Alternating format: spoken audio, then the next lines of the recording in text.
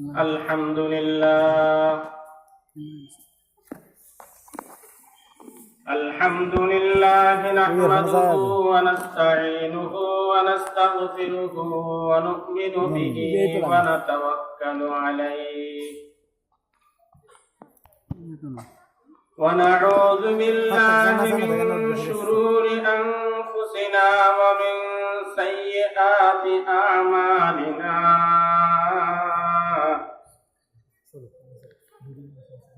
من يهده الله فلا مضل له ومن يضلله فلا هادي له ونشهد أن لا إله إلا الله وحده لا شريك له ونشهد أن سيدنا وسندنا وحبيبنا ومولانا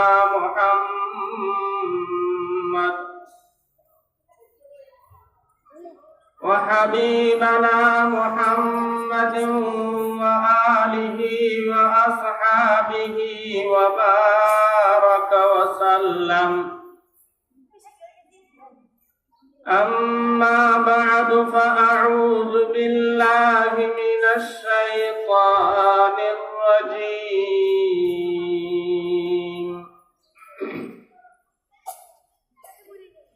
بسم الله الرحمن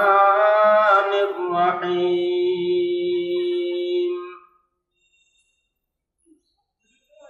قل هل يستوي الذين يعلمون والذين لا يعلمون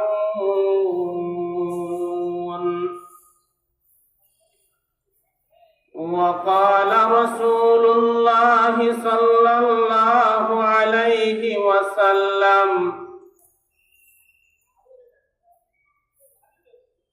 خيركم من تعلم القرآن وعلمه أو كما قال عليه الصلاة والسلام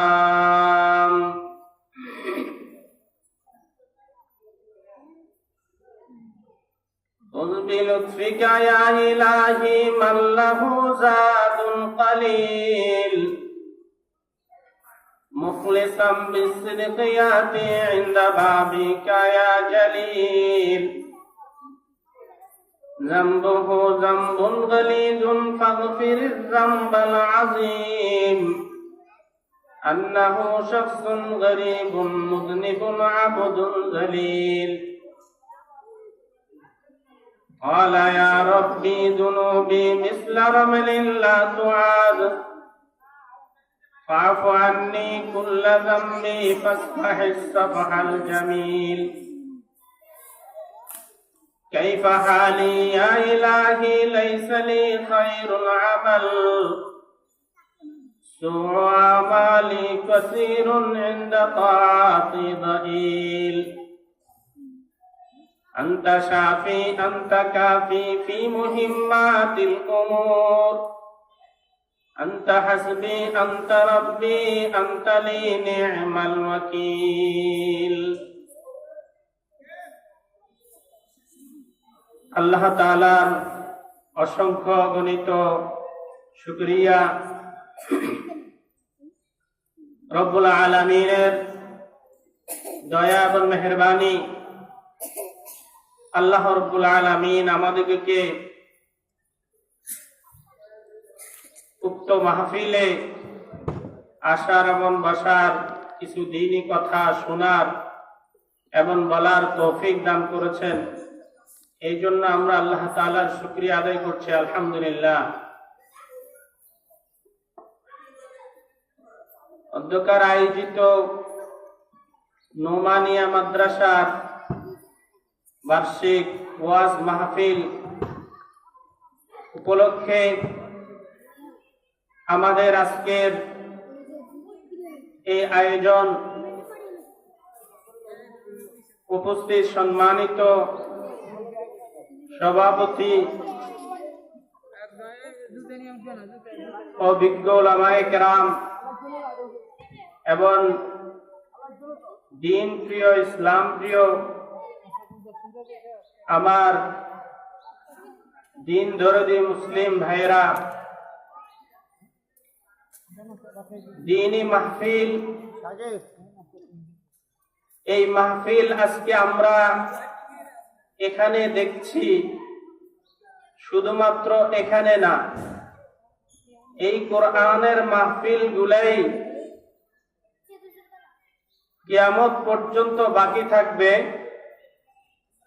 এমনকি জান্নাতবাসীরা যখন জান্নাতে চলে যাবে, জাহান্নামবাসীরা জাহান্নামে চলে যাবে, আল্লাহ তাআলার দিদারের জন্য আল্লাহ তাআলা মাকআদে সিদকের মধ্যে বিশেষ মাহফিল করবেন। কোরআনের মাহফিল, সেই মাহফিলের নমুনা আজকে আমাদের এই নোমানিয়া মাদ্রাসার মাহফিল। এই জন্য আমরা যারা এখনো ঘোরাফেরা করছি, আল্লাহ তাআলার বিশেষ রহমত এবং বরকত, সাকিনার